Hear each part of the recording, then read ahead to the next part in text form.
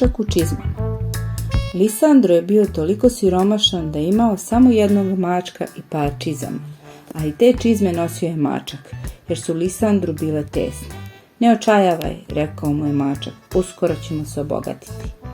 Mačak je u šumi ulovio zeca i odneo ga kralju koji je bio vrlo pohlepan. Donosim vam na poklon ovog zeca, rekao je mačak. Ulovljen je u šumi mog gospodara Markiza Karabasa. Kada se jednoga dana kraljeva kći vozila u kočiji, mačak joj je prišao i rekao: Princezo, sve ove šume koje vidite pripadaju mom gospodaru Markizu Karabasu.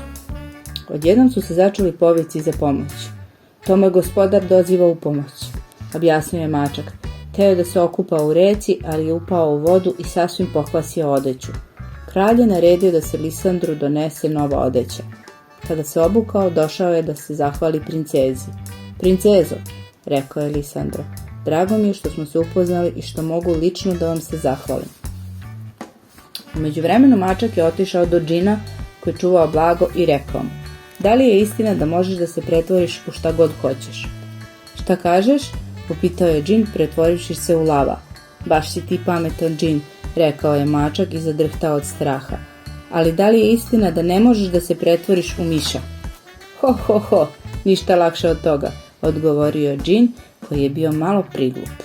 Džin se pretvorio u miša, a mačak je ni 5 ni 6 skočio i u slast ga progutao. Mačak u čizmama je natovario džinovo blago na magarca i uputio se kraljevoj palati u kojoj ga je čekao gospodar.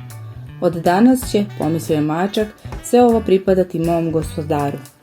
Lisandro je sve blago darivao kralju, a ovaj se zbog toga silno odobrovoljio.